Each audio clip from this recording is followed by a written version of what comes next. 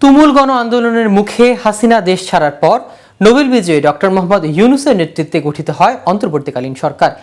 বিপদগামী দেশকে সংস্কারের মিশনে নতুন এই সরকারের সাফল্যের আঁচ পাওয়া গেছে ইতোমধ্যেই।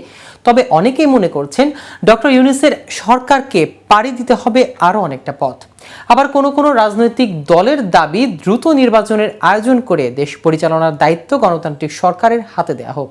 এ অবস্থায় সকলের মনে একটাই প্রশ্ন, আর কতদিন দেশ চালাবে অন্তর্বর্তীকালীন সরকার? এবার এ বিষয়ে মুখ খুললেন সমন্বয়করা, কিন্তু কি বলেছেন তারা? ডক্টর ইউনূসের আর কতদিন ক্ষমতা ধরে রাখা উচিত বলে মনে করেন সমন্বয়করা? এ বিষয়ে বিস্তারিত থাকছে আজকের প্রতিবেদনের বাকি অংশে। কেটিভি নিউজ 24 চ্যানেল থেকে আপনাদের সাথে আছি আমি মাহমুদ রহমান সিয়াম। যতদিন রাষ্ট্রের প্রতিষ্ঠানগুলোর প্রতি মানুষের আস্থা ফিরে না আসবে, ততদিন পর্যন্ত এই অন্তর্বর্তীকালীন সরকারকে আমরা দেখতে চাই। এই পরিবর্তনটি ধরে রাখার জন্য নির্বাচন দিয়ে তখন নির্বাচিত সরকারের হাতে ক্ষমতা তুলে দেওয়া হবে। রবিবার চট্টগ্রামের লালদিঘি ময়দানে বৈষম্য বিরোধী ছাত্র আন্দোলনের উদ্যোগে আয়োজিত এক মতবিনিময় সভায় এসব কথা বলেন ছাত্র আন্দোলনের কেন্দ্রীয় সমন্বয়ক হাসনাত আব্দুল্লাহ।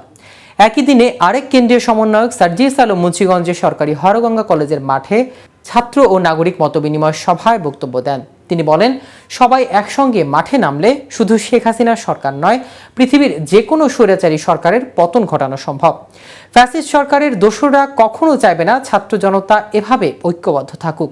এখনও কর্মস্থলে যোগ না দেয়া পুলিশ সদস্যদের উদ্দেশ্যে চট্টগ্রামের হাসনাত আব্দুল্লাহ বলেছেন, ছাত্র পুলিশ ভাই ভাই, সব পুলিশ কিন্তু বেনজির বা ডিবি হারুন না।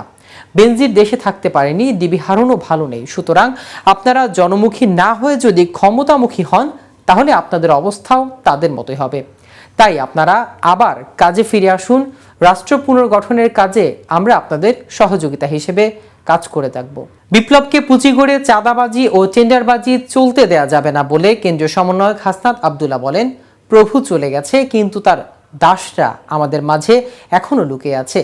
তারা বিভিন্ন রূপে আমাদের মাঝে এসে বিভক্তি সৃষ্টির চেষ্টা করছে। এ ব্যাপারে সবাইকে সবসময় সতর্ক থাকতে হবে। তিনি বলেন, বিগত স্বৈরাচার বিভাজনের রাজনীতি বিদ্যমান রেখে ফ্যাসিজম কায়েম করেছেন।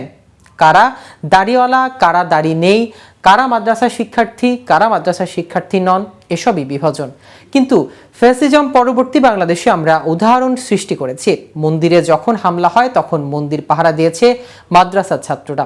মুন্সিগঞ্জের ছাত্র জনতার উদ্দেশ্যে সার্জিস আলম বলেন, 16 বছর ধরে ফ্যাসিস্ট সরকার যে কাজগুলো করেছে, গণ অভ্যুত্থানে যেভাবে আমার বোনের উপর নির্যাতন করেছে, রাস্তায় ভাই বোনদের বুলেট দিয়ে হত্যা করেছে, নিথর দেহগুলো ময়লার স্তূপে নিয়ে ফেলেছে, ওই ডকুমেন্টগুলো জীবন্ত হয়ে থাকবে।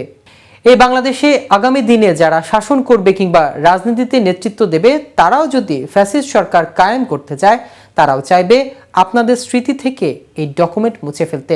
তিনি বলেন, জুলাই মাসে ফ্যাসিস্ট সরকার ঢাকা বিশ্ববিদ্যালয়ের হলগুলো বন্ধ করে ক্যাম্পাস ছাড়তে বাধ্য করে। তখন মাথা নিচু করে ক্যাম্পাস ছাড়ার সময় আমরা ভাবছিলাম, আন্দোলন কি তবে এখানেই শেষ হয়ে যাচ্ছে? কিন্তু তার পরপরই প্রাইভেট বিশ্ববিদ্যালয় সহ সারা দেশের ছাত্র জনতা বুঝিয়ে দিয়েছিল আমাদের একতার শক্তি কতটা। আমাদের কাজ করতে হবে এই 2024 সালে গণ অভ্যুত্থানের স্মৃতিগুলো সংরক্ষণ করা। আজ এ পর্যন্তই। নিত্য নতুন সকল আপডেট পেতে কেটিভি নিউজ 24 এর সাথেই থাকুন। ধন্যবাদ সবাইকে।